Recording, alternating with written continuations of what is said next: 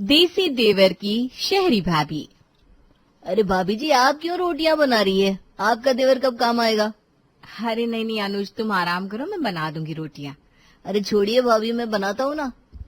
अनुज प्रिया के हाथ से बेलन छुड़ा लेता है और रोटियां बनाने लगता है। भाभी, आपके नाजुक हाथों से ऑफिस की कीबोर्ड चलाइए, ये घर के काम तो आपका देवर कर लेगा। बड़े मजाकिया हैं देवर जी आप। कुछ दिन पहले, राजीव जल्दी उठो ना, मुझे ऑफिस के लिए लेट हो रहा है। अरे उठ रहा हूँ प्रिया, बस 5 मिनट। आपके 5 मिनट के चक्कर में रोज आधा घंटा लेट हो जाती हूँ मैं। अच्छा ठीक है भाई, उठ गया। बोलो क्या बात है? बात कुछ नहीं है, जल्दी से नाश्ता करो और मुझे ऑफिस छोड़ो। ठीक है, तुम अपने ऑफिस का टाइम मेरे ऑफिस के टाइम पर करवा लो ना यार। वो बॉस मेरा रिश्तेदार थोड़ी ना लगता है जो मेरी बात मान जाएगा। अब जल्दी से उठो ना, तैयार हो जाओ। राजीव और प्रिया तैयार होकर ऑफिस के लिए निकलते हैं। अरे प्रिया, मैं बताना ही भूल गया, अनुज का फोन आया था, उसके कॉलेज के एग्जाम्स खत्म हो गए हैं, तो वो हमारे साथ रहने के लिए कुछ दिन के लिए आ रहा है। देवर जी आ रहे हैं? पहले क्यों नहीं बताया आपने? अरे भूल गया, बताया तो। ठीक है, तो फिर सुनिए, ऑफिस से लौटते टाइम कुछ सब्जियां और घर का राशन ले आना। अब तो काम भी ज्यादा होगा मुझे। अरे थोड़े दिन मैनेज कर लो ना, तुम अनुज की हेल्प ले लेना कामों में, वो तो वैसे भी घर पर ही रहेगा सारा दिन। हाँ ठीक है, फिर शाम को मिलते हैं। शाम को प्रिया ऑफिस से घर लौटती है। हॉल में राजीव और अनुज बैठे हुए थे। भाभी, आप इस वक्त ऑफिस से घर आती हैं? कितनी रात हो गई है? हाँ अनुज, अब क्या कर सकते हैं, टाइम ही यही है। अरे तो भैया, आप क्यों नहीं लेने जाते भाभी को? अरे अभी 5 मिनट पहले तो मैं खुद घर आया हूँ, तब तक तू आ गया। अच्छा, कोई बात नहीं। भाभी, आप चिंता मत कीजिए, मैं आपको ऑफिस से लेने आ जाया करूंगा। अरे नहीं, कोई जरूरत नहीं है, आप क्यों परेशान होते हैं? भाभी, आप तो घर की हो, घर के लोगों के लिए काम करने में परेशानी कैसी? आप लोग बातें कीजिए, मैं अभी खाना बना देती हूँ। प्रिया किचन में जाकर खाना बनाने लगती है। सुनिए, खाना रेडी है, आप लोग आ जाइए। अनुज और राजीव खाना खाने बैठते हैं। वाह भाभी, इतने दिन बाद आपके हाथ का खाना खाकर मजा आ गया। कसम से बहुत टेस्टी खाना बनाती हो आप। अरे बस कर, अब क्या नजर लगाएगा? भैया, अपने लोगों की नजर कभी लगती है क्या? ठीक है, चलो मेरा खाना तो हो गया प्रिया, मैं सोने जा रहा हूँ। हाँ, बस मेरा भी काम खत्म हो गया है। देवर जी, आपको किसी चीज की जरूरत हो तो बोल दीजिए। हाँ भाभी, बोल दूंगा। प्रिया और राजीव अपने कमरे में आ जाते हैं और अनुज हॉल में टीवी देखने लगता है। आधी रात को प्रिया की नींद खुलती है। ये देवर जी अभी तक टीवी देख रहे हैं, कहीं टीवी ऑन छोड़कर सो तो नहीं गया? प्रिया अपने कमरे से बाहर निकलकर हॉल में आती है तो देखती है अनुज परेशान बैठा हुआ है।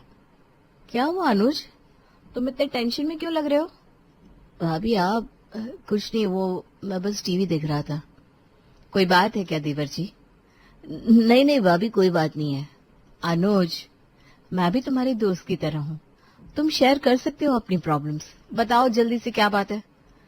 भाभी, वो पहले आप वादा कीजिए, भैया से नहीं कहेंगे ना? अच्छा बाबा, ठीक है, नहीं कहूंगी तुम्हारे भैया से कुछ। अब बताओ क्या बात है? भाभी, वो एग्जाम का रिजल्ट आ गया है, एक सब्जेक्ट में फेल हो गया हूँ मैं। अरे तो इसमें इतना डरना क्या, अगली बार फिर एग्जाम दे देना। भाभी, आपको पता है गांव में कोई कोचिंग नहीं होती, सब मैंने अपने आप से किया है। हाँ देवर जी, मैं समझ सकती हूँ, आपको गांव में भी काम देखना होता होगा। कोई बात नहीं, आप टेंशन ना लो, एग्जाम ही तो है, दोबारा हो जाएगा। भाभी, आप कितनी अच्छी है, आपने तो मेरा आधा बोझ हल्का कर दिया। अब अपनों की हेल्प अपनी ही करेंगे ना। सही कहा भाभी, आप मेरी फ्रेंड हो आज से। चलिए अब जाइए, जाकर सो जाइए, नहीं तो तुम्हारे भैया हम दोनों को डांट लगाएंगे। हाँ भाभी, गुड नाइट। प्रिया अपने कमरे में वापस आ जाती है और राजीव उससे पूछता है, क्या हुआ प्रिया, कहाँ गई थी? अरे कहीं नहीं, वो अनुज अब तक टीवी देख रहा था तो उसे सोने के लिए कहने गई थी। पढ़ाई पूरी हो गई है, अब मस्ती करने दो उसे। हाँ, मैं कहाँ कुछ कह रही हूँ। अगले दिन प्रिया की छुट्टी थी और राजीव को ऑफिस जाना था। तुम्हारा सही है प्रिया, हफ्ते में 3 दिन ऑफिस और मैं 6 दिन पीसता हूँ। तो अपने ऑफिस को मेरे ऑफिस की तरह करवा लीजिए ना। हाँ, बॉस तो जैसे मेरा रिश्तेदार बैठा है ना। जाइए अब ऑफिस। अनुज, भाभी को ज्यादा परेशान मत करना। अरे भैया, आप चिंता मत कीजिए, मैं और भाभी मिलकर चिल करेंगे आज तो। हाँ देवर जी, लेकिन पहले आप जाइए, जाकर दूध और सब्जी खरीद कर लाइए। राजीव ऑफिस चला जाता है और प्रिया घर के कामों में लग जाती है। अरे देवर जी, आप अभी तक गए नहीं सामान लाने? भाभी मेरा अकेले जाने का मन नहीं है, आप भी साथ चलिए ना। अरे मुझे बहुत काम है देवर जी, आप जाइए ना। भाभी आप मेरे दोस्त हो ना, अपना दोस्त की बात नहीं मानोगी क्या? चलो ना साथ, और आप चिंता मत करो, मैं बाइक धीमे ही चलाऊंगा। अरे नहीं नहीं, वो बात नहीं है। अच्छा चलिए, मैं आती हूँ साथ में। अनुज प्रिया को बाजार ले जाता है। दोनों सामान खरीद कर घर लाते हैं। देवर जी, आप खाने में क्या खाएंगे? आप अपने हाथों से जो भी खिला दे भाभी। क्या मतलब? अरे मेरा मतलब आप जो बना दोगी वो खा लूंगा। अच्छा ठीक है। प्रिया अनुज को खाना परोसकर अपने कमरे में जाने लगती है। भाभी कहाँ जा रही हैं आप? अपने कमरे में कुछ काम है मुझे, आप खाइए ना खाना। अनुज थाली एक तरफ खिसका देता है और मुंह बनाकर बैठ जाता है। क्या हुआ देवर जी, आप खाना क्यों नहीं खा रहे हैं? नहीं खाना मुझे, आप अपने दोस्त को अकेले छोड़कर जा रही हैं। अरे तो मैं अपने कमरे में ही हूँ ना, आपको कुछ भी चाहिए तो आप आवाज लगा देना। नहीं, आप यहीं बैठो तभी खाना खाऊंगा, नहीं तो भूखा रहूंगा। अच्छा लगेगा क्या आपको कि मैं भूखा रहूं? बिल्कुल नहीं, बड़ी जिद्दी हैं आप। चलिए मैं यही हूँ, आप खाना खाइए। अनुज प्रिया से बातें करते हुए खाना खाता है। शाम को राजीव भी घर आ चुका था। तो प्रिया, कैसा गुजरा आज का दिन अपने देवर के साथ? उसने परेशान तो नहीं किया ना? नखरेबाज बात है ये। अरे नहीं नहीं, देवर जी ने कुछ परेशान नहीं किया। अरे भैया, अगर परेशान कर भी लो तो प्रॉब्लम क्या है? भाभी दोस्त है मेरी। सही है, फिर तो प्रिया कभी बोर भी नहीं होगी। लेकिन मैं घर में पड़ा पड़ा बोर हो रहा हूँ। भाभी चलिए ना बाहर कहीं घूम कर आते हैं। अरे नहीं नहीं, मैं नहीं जा सकती, आप जाइए, मुझे रात का खाना भी बनाना है। भाभी अब फिर अपना दोस्त को मना कर रही है। नहीं देवर जी, सच में मेरे पास बहुत काम है। प्रिया की बात सुनकर अनुज आगे आता है और उसका हाथ पकड़कर कहता है, प्लीज भाभी चलिए ना घूमना। प्रिया वो इतना कह रहा है तो चली जाओ ना, खाना बाहर से लेते आना। हाँ भाभी, अब तो भैया भी मान गए, चलिए चलिए चलिए चलिए। उफ़, आप भी चलिए ना हमारे साथ। अरे भाई मैं तो बहुत थक गया हूँ, तुम लोग जाओ। ठीक है, मैं तैयार होकर आती हूँ। थोड़ी देर में प्रिया तैयार होकर आती है और उसे देखकर अनुज कहता है, भैया आपसे तो जलन होने लगी है मुझे। भाभी कितनी सुंदर लग रही है। आइए भाभी, आपको काला टीका लगा दूं। क्या देवर जी, आप भी? तुम्हारी भाभी को मेरे होते हुए किसी की नजर नहीं लगेगी। अब तुम दोनों जल्दी जाओ और जल्दी वापस आ जाना। चलिए देवर जी। प्रिया और अनुज घूमने जाते हैं। भाभी ये देखिए, ये शर्ट कैसी लग रही है मुझ पर? ठीक लग रही है देवर जी। प्रिया तुम भी क्या फोन में लगी हुई हो? इधर देख कर बताओ ना। देवर जी, आप मेरा नाम ऐसे क्यों लेते हैं? आपको अच्छा नहीं लगता क्या? मुझे लगा हम दोस्त हैं तो। हाँ मतलब ठीक है, जो आपको सही लगे। हाँ भाभी लाइए अपना फोन दीजिए, नहीं तो आपका मन ही नहीं लग रहा है मेरे साथ घूमने में। बहुत देर हो रही है, अब घर चलना चाहिए। अरे चले जाएंगे घर भाभी, मैं हूं ना। आपका देवर बहुत ताकतवर है। देवर जी वो बात नहीं है, मैं अब थक चुकी हूँ। बस थोड़ी देर और फिर घर चलते हैं। अनुज प्रिया को बहुत टाइम तक यहाँ से वहाँ घुमाता रहता है और देर रात तक दोनों घर आते हैं। अरे कहाँ रह गए थे तुम दोनों? फोन भी नहीं उठाया प्रिया तुमने। आपने कब फोन किया? मेरा फोन तो अनुज ने ले लिया था। अरे हाँ भाभी, लीजिए आपका फोन। हाँ, वो मुझे पता ही नहीं चला कि इस पर कॉल आ रही है। कोई बात नहीं, तुमने क्यों नहीं उठाया फोन? तुम्हारे नंबर पर भी तो कॉल किया था मैंने। मेरा तो फोन साइलेंट है भैया। अब आप इतना टेंशन क्यों ले रहे हैं? भाभी कोई छोटी बच्ची थोड़ी ना है। हाँ लेकिन फिर भी टाइम का ख्याल तो रखना चाहिए। मुझे बहुत नींद आ रही है और सिर में भी दर्द है, आप ये खाना खा लीजिए। अच्छा ठीक है, तुम जाओ आराम करो। भाभी रुकिए रुकिए रुकिए। अब क्या हुआ? अनुज प्रिया का हाथ पकड़कर हॉल में ले आता है और उसे सोफे पर बिठाकर उसका सिर दबाने लगता है। अरे देवर जी, क्या कर रहे हैं आप? भाभी आराम से बैठिए, अभी सारा दर्द गायब हो जाएगा। यूं नहीं देवर जी, छोड़िए छोड़िए मुझे, मैं सोने जाती हूँ। प्रिया उठकर अपने कमरे में आ जाती है और थकान के कारण जल्दी ही सो जाती है। अगले दिन वो ऑफिस के लिए तैयार हो रही थी। भाभी आपके ऑफिस में मेरे लायक कोई काम हो तो बताना। क्यों देवर जी? आपके बिना घर सूना सूना लगता है। आपके साथ काम करूंगा तो खुश रहूंगा। नहीं, अभी तो कोई वैकेंसी नहीं है वहाँ। हाँ, बड़े किस्मत वाले लोग हैं जिन्हें आपको देखने का मौका मिल रहा है। इतना मजाक कैसे कर लेते आप देवर जी? भाभी ये मजाक नहीं है, ये मेरी फीलिंग्स है। अच्छा देवर जी। अरे एक दोस्त अपने दूसरे दोस्त की तारीफ ही तो कर रहा है, आप भी पता नहीं क्या क्या सोचती रहती है। हाँ, मैं ही गलत सोच रही हूँ ना, जैसे पता नहीं कब वापस जाएंगे, यहीं के होकर रह गए आप। भाभी आप कुछ कह रही हो क्या? नहीं, राजीव जी जल्दी चलिए, लेट हो रहा है। हाँ भाई चलो, अनुज घर का ख्याल रखना और पड़ोसियों को परेशान मत करना। आप जाइए भैया, मैं सब संभाल लूंगा। राजीव और प्रिया अपने अपने ऑफिस चले जाते हैं। क्या हुआ प्रिया, इतनी थकी हुई क्यों लग रही है? कल तो ऑफिस में नहीं था। अरे मेरा देवर आया हुआ है भाभी, कभी यहाँ चलो कभी वहाँ चलो, बस सारा दिन यहाँ से वहाँ घुमाता रहता है। तेरा फोन बज रहा है प्रिया। अरे देवर जी का ही फोन है। चल तू बात कर, मैं कॉफी लेकर आती हूँ। प्रिया फोन पर अनुज से बात करती है। हाँ कहिए देवर जी, क्या हुआ? भाभी आपकी याद आ रही है, जल्दी घर आइए ना। देवर जी अभी अभी तो ऑफिस आई हूँ मैं, आपको मजाक करने का यही टाइम मिला क्या? अच्छा अच्छा ठीक है भाभी, अब काम कीजिए। प्रिया फोन रख देती है और मीता कॉफी लेकर आती है। क्या हुआ, मुंह क्यों सड़ा लिया अब तूने?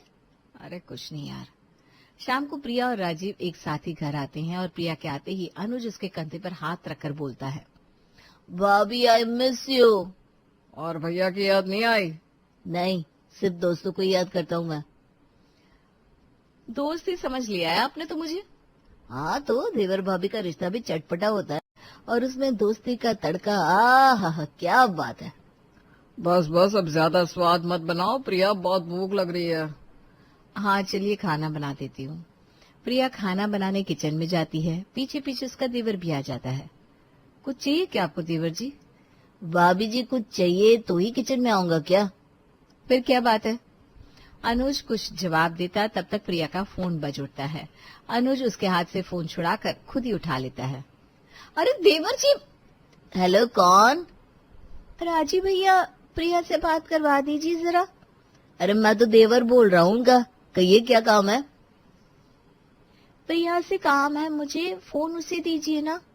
अरे प्रिया मेरे पास ही खड़ी है, आप बताओ मैं बता दूंगा। रहने दो, मैं बाद में बात कर लूंगी। मीता ने फोन काट दिया और अनुज ने प्रिया को फोन वापस लौटा दिया। आपकी दोस्त कुछ कह ही नहीं रही थी। कोई बात नहीं, आप ये बताइए किचन में क्यों आए थे? अरे मैं तो आपकी हेल्प करने आया था, सोचा आप थक गई होगी। मुझे आप किचन में काम करती अच्छी ही नहीं लगती। अरे तो फिर आप बना दीजिए खाना। तो मुझे मौका तो दीजिए आप। लीजिए बना दीजिए खाना, दे दिया मौका। प्रिया किचन से बाहर आ जाती है। क्या हुआ, खाना बन गया क्या? देवर जी बना रहे। अनुज खाना बना रहा है? हाँ और कौन। चलो थोड़ी देर आराम कर लेती हूँ मैं भी अब। बड़ी चिंता है उसे तुम्हारी। हाँ कुछ ज्यादा ही, दोस्ती करके अजीब मुसीबत पाल ली है। तुम कहो तो घर भेज दूं उसे। अरे नहीं नहीं, फिर सोचेगा भैया भाभी भगा रहे हैं घर से। ठीक है, जैसा तुम सही समझो। मीता से बात कर लेती हूँ, अनुज ने तो बात ही नहीं करने दी। प्रिया मीता को फोन लगाती है। हाँ मीता बोल, कोई काम है? तेरा देवर तो बड़ा बदतमीज है, तेरा नाम भी लेता है। अरे वो ऐसे ही है देवर जी। मेरे देवर जी मेरा नाम लेना तो मेरे पति तो उन्हें घर से ही निकाल दे। कोई बात नहीं यार, चलता है कभी कभी। ये कभी कभी की बात थी प्रिया, तेरा देवर ना ओवर स्मार्ट बन रहा है। अरे बहन वो गांव में रहते हैं ना, देसी टाइप, तो वहाँ देवर भाभी का रिश्ता ऐसा ही होता है। मैं तो ये कह रही थी शालू का बर्थडे आने वाला है, मैंने तुझे ड्रेसेस भेजी है, सिलेक्ट करके बताना। अच्छा अच्छा ठीक है, मैं देख लूंगी। प्रिया कॉल कट करके बैठी थी कि अनुज की आवाज आई। खाना बन गया है भैया भाभी, बाहर आइए। अरे भाई। अनुज खाना टेबल पर लगा देता है। देखिए भाभी, मैंने स्पेशल रोटी और दाल बनाई और उसमें दोस्ती का तड़का, आ हा, क्या बात है।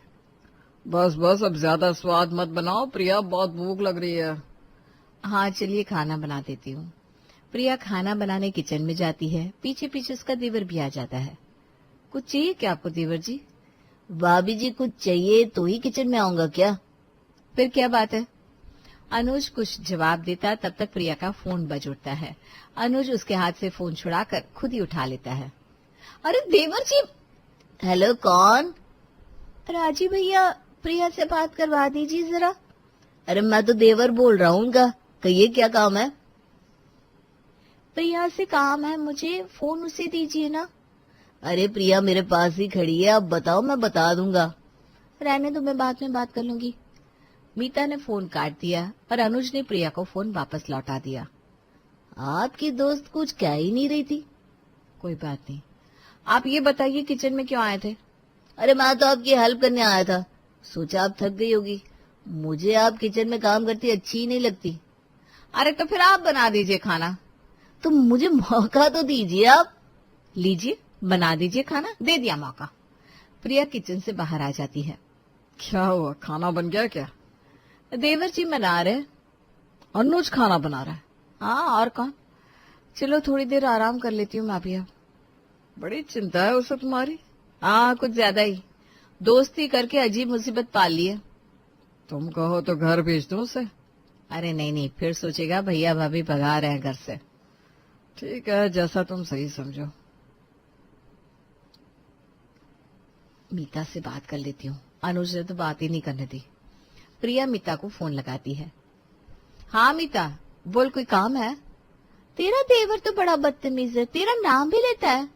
अरे वो ऐसे ही है देवर जी। मेरे देवर जी मेरा नाम लेना तो मेरे पति तो उन्हें घर से ही निकाल दे। कोई बात नहीं यार, चलता है कभी कभी। ये कभी कभी की बात थी प्रिया, तेरा देवर ना ओवर स्मार्ट बन रहा है। अरे बहन, वो गांव में रहते हैं ना, देसी टाइप, तो वहाँ देवर भाभी का रिश्ता ऐसा ही होता है।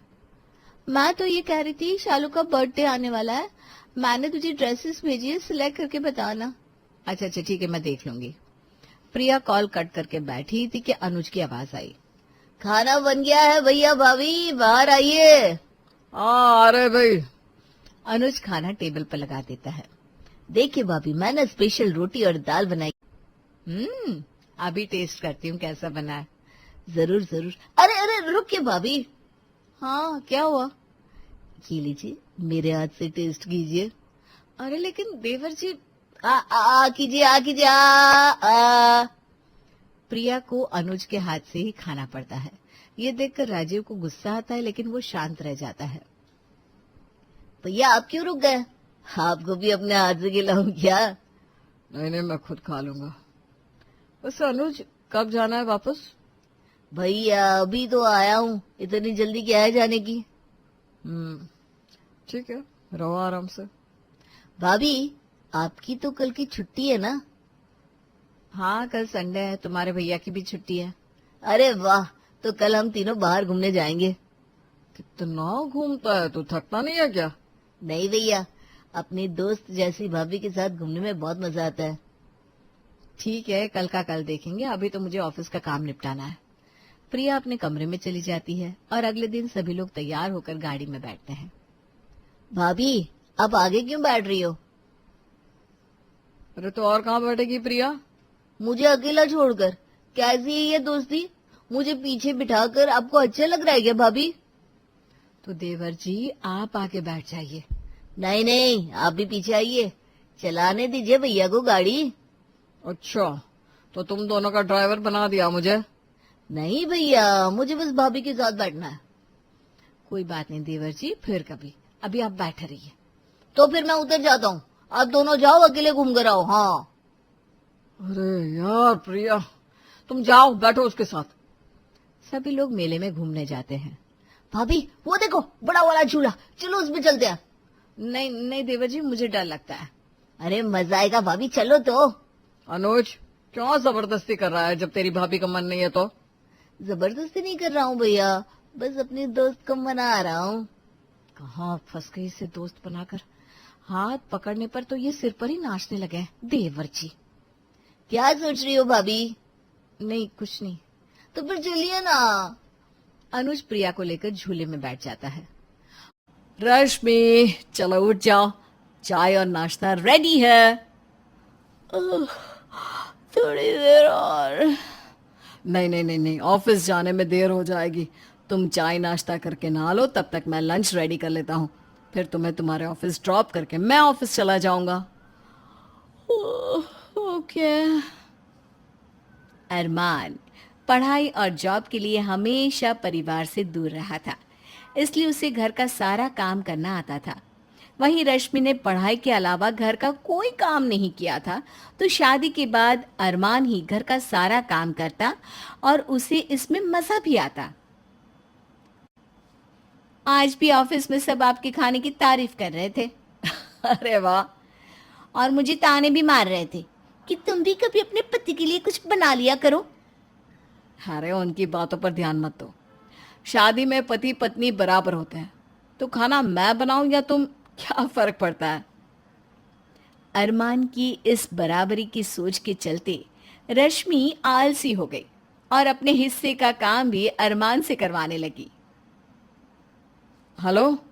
सुनिए ना, कल मुझे आलस आ रहा था तो कपड़े वॉशिंग मशीन में ही रखे हैं। आप ऑफिस से आकर कपड़े धो लेना और सुखा भी देना प्लीज। हाँ कर लूंगा मैं। अरे आज इतनी जल्दी ऑफिस जा रही हो? हाँ, आज मेरा प्रेजेंटेशन है ना। अच्छा सुनिए ना, सोसाइटी मेंटेनेंस का चेक फ्रिज पर रखा है, आप प्लीज जमा करवा देना।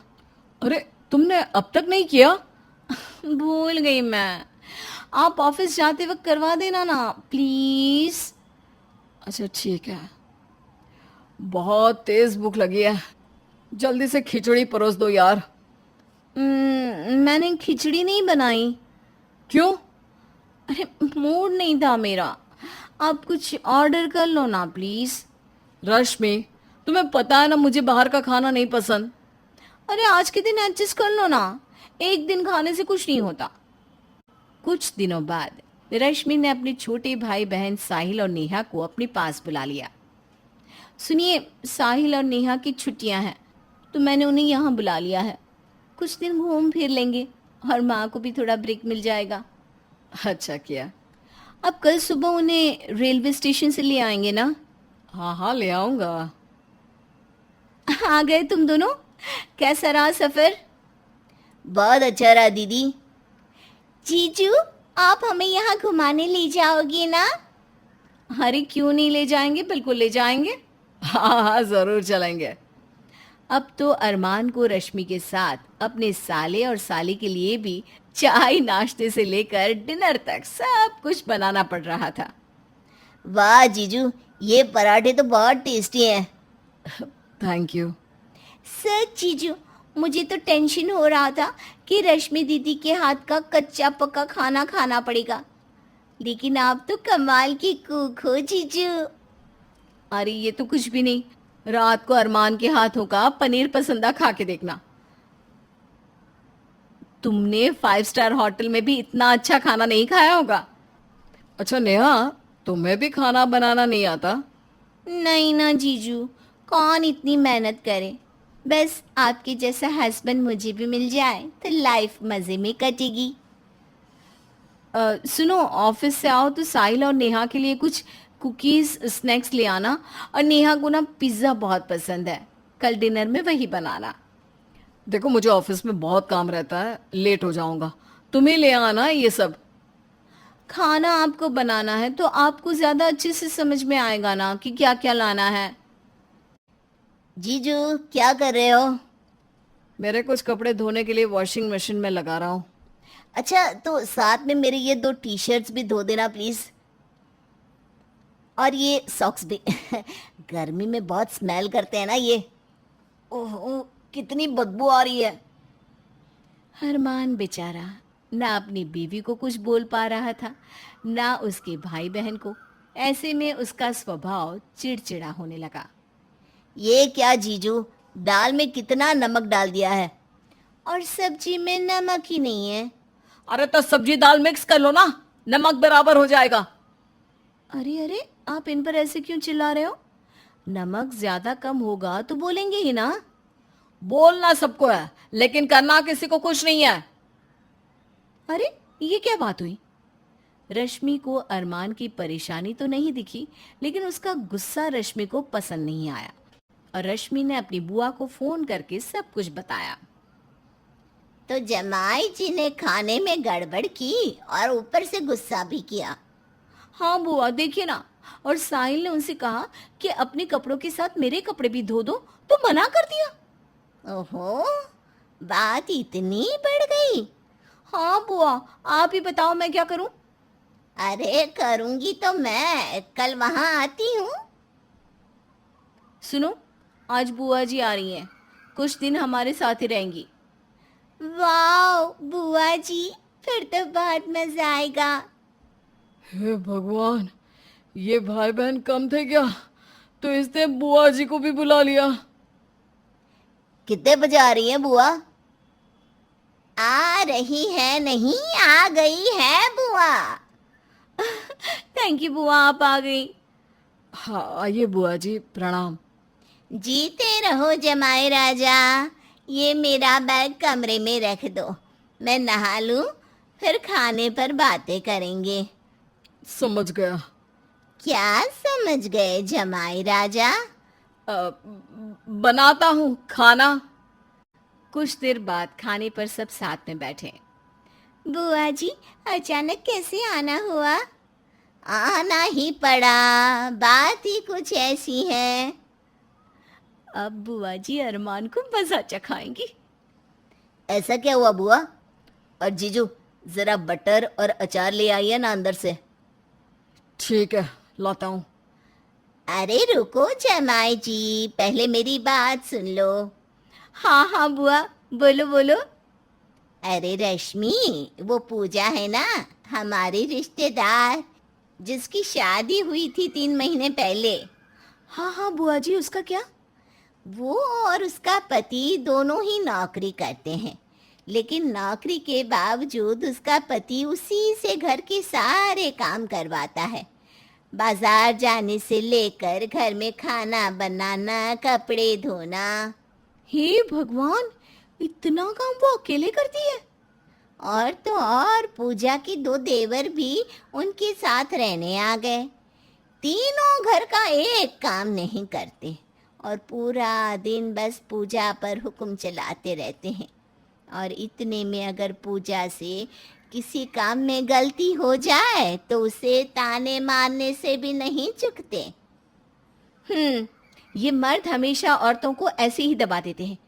दुनिया कितनी भी मॉडर्न हो जाए, औरत को घर संभालना ही पड़ता है। और ये पूजा दीदी के देवरों को शर्म नहीं आती अपना काम अपनी भाभी से करवाते हुए?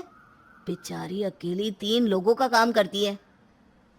पर पूजा झेल क्यों रही है उन सबको? खुद अच्छा कमाती है, छोड़ दे ऐसे परिवार को, या पति से कह दे कि आधा काम उसे भी करना होगा। मुझे भी ऐसा ही लगता है। तो जमाई जी, अभी छोड़ दो ऐसी नालायक बीवी को, या इससे कहो कि घर का आधा काम वो भी करे और अपने भाई बहन से भी करवाए। ये क्या कह रही हो बुआ? जीजू कहाँ से आ गए इन सब के बीच?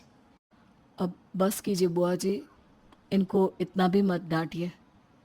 आप बीच में मत बोलिए जमाई जी, गलती आपकी भी है। शुरू में ही रश्मि को टोका होता तो ये इतनी मक्कार नहीं बनती। मैं इसे हर्ट नहीं करना चाहता था बुआ जी, बस इसलिए। बुआ जी को बोलने दीजिए, बुआ जी बिल्कुल सही कह रही हैं। मैं आपकी अच्छाई का फायदा उठाने लगी थी, आलसी और बेफिक्र हो गई थी कि आप सब कर लोगे, लेकिन कसम से मैंने ऐसा जानबूझकर नहीं किया। तूने जानबूझकर नहीं किया, इसीलिए तो समझा रही हूँ। तेरी माँ ने मुझे बताया था कि तू सारा काम जमाई जी से करवाती है। मैं तो मौका ही ढूंढ रही थी तेरी खबर लेने का। तूने फोन किया तो मुझे मौका मिल गया। थैंक यू बुआ, आपने रश्मि को समझाया। और हमें भी। सॉरी जीजू और सॉरी बुआ। कोई बात नहीं। बहुत रह लिए तुम दोनों यहाँ। चलो सामान पैक करो, मैं आज ही तुम्हें तुम्हारे घर लेकर चल रही हूँ। और रश्मि, अब दोबारा ऐसी गलती ना हो। नहीं होगी बुआ, मैं अब बराबरी से घर के सारे काम करूंगी। सब काम करना दीदी, बस खाना मत बनाना, वरना जीजू अगले ही दिन वापस भेज देंगे तुम्हें।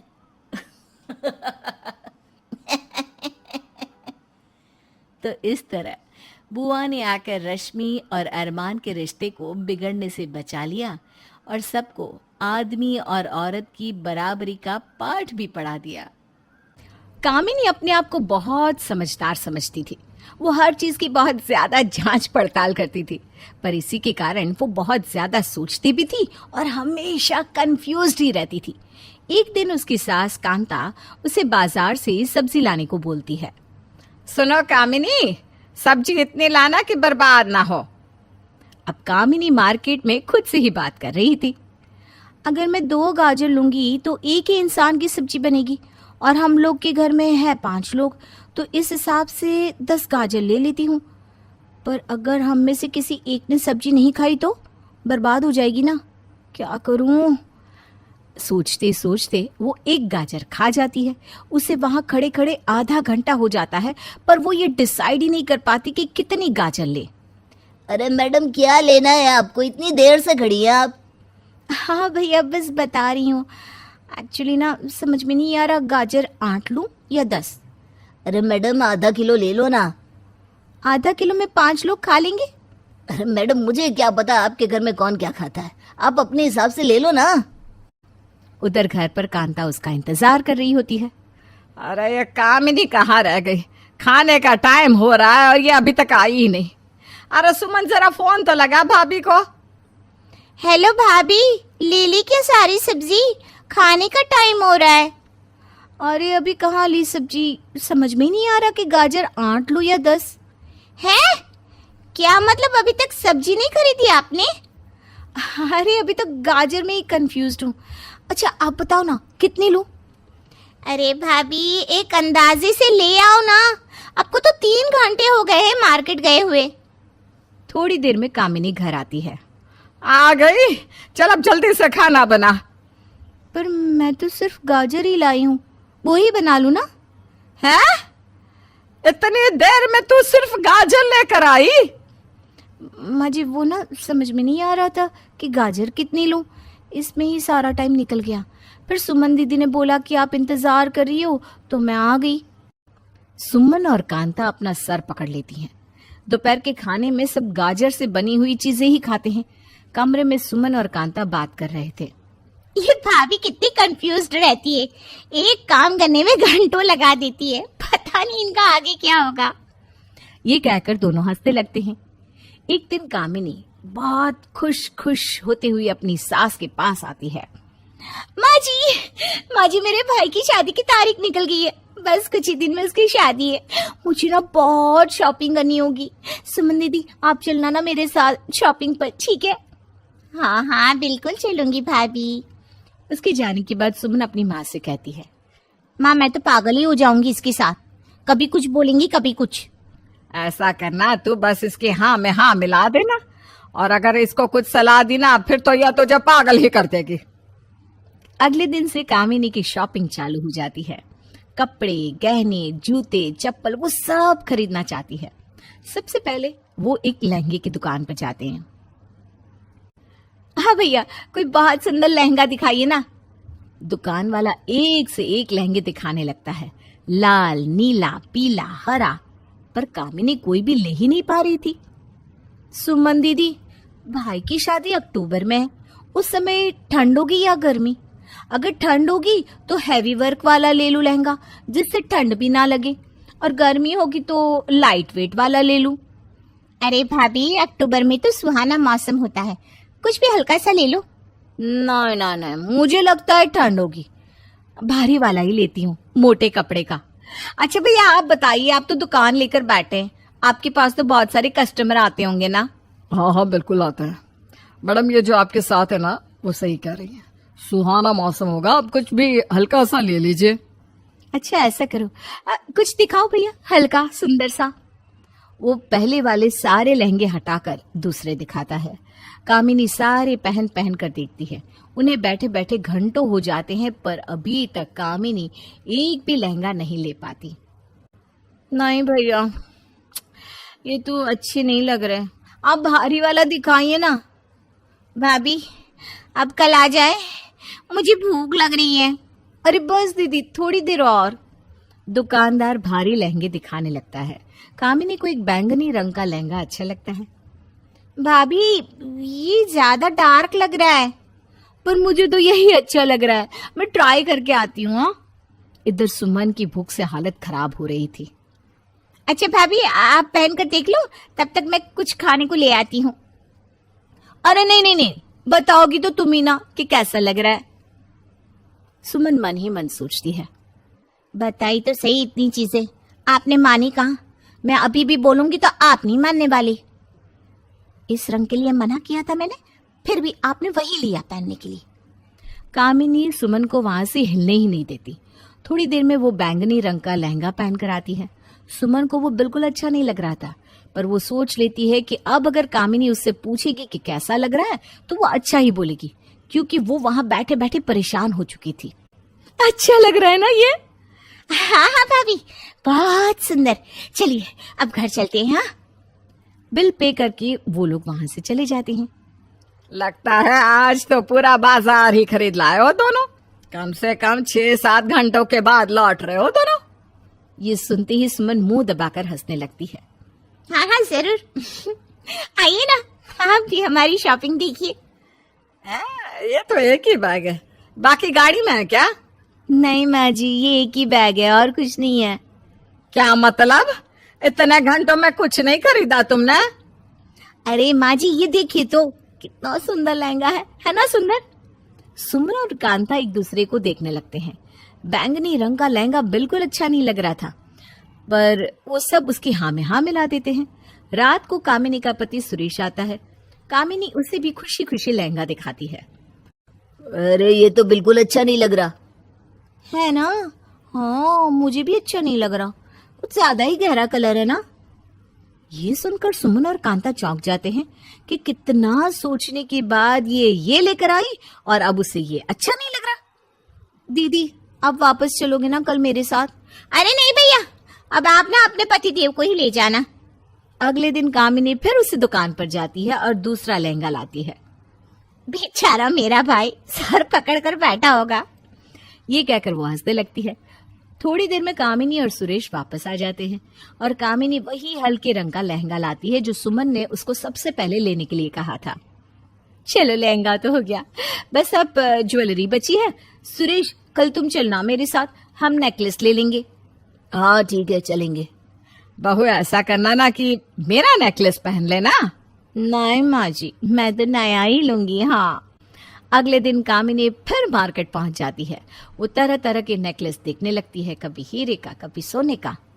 समझ में नहीं आ रहा हीरे का लूं या सोने का। ऐसा करो ना कि माँ से ही वीडियो कॉल पर पूछ लो। वो घर पर वीडियो कॉल लगाती है। अरे सोने का ही ले लो बेटा, वो आगे भी काम आता है। पर माँ जी, मुझे ना हीरे का अच्छा लग रहा है। तो फिर हीरे का ले लो। पर माँ जी, ये भी ना सोने का ही बोल रहे हैं। हे भगवान, तो फिर सोने का ले लो ना। माँ जी, मुझे ना कुछ समझ में नहीं आ रहा। चलिए देखती हूँ कौन सा लेना है। भाई कामिनी, जल्दी करो, और काम भी तो है, मुझे ऑफिस का काम भी करना है। हाँ हाँ, बस देख रही हूँ ना। ये कहते कहते वो सोने और हीरे का हार छोड़कर पन्ने के हार की कीमत पूछने लगती है। अरे भाई तुम बस करो, इन दोनों में से ही कुछ डिसाइड कर लो। हाँ ना, सोचती हूँ। थोड़ी देर में वो लोग हार लेकर घर पहुंचते हैं। दिखा दिखा, क्या लेकर आए? हाँ हाँ भाई, दिखाओ कौन सा नेकलेस सिलेक्ट किया। तभी कामिनी हीरे के हार का डब्बा निकालती है। अरे मैंने इतना कहा था कि सोने का लाना, फिर भी हीरे का ले आई। वो धीरे से दूसरा डब्बा भी सरका देती है। इसमें क्या है? सुमन उसे खोलती है तो उसमें सोने का हार होता है। वो दोनों अपना सर पकड़ लेती है। भाई कामिनी, तुम खुद तो इतना कंफ्यूज्ड रहती हो, दूसरे को भी पागल कर देती हो, और आखिर में वही करती हो जो तुमने सोच रखा होता है। भैया भगवान बचाए तुम्हारे साथ शॉपिंग जाने से तो। ये बात सुनकर सब हंसने लगते हैं।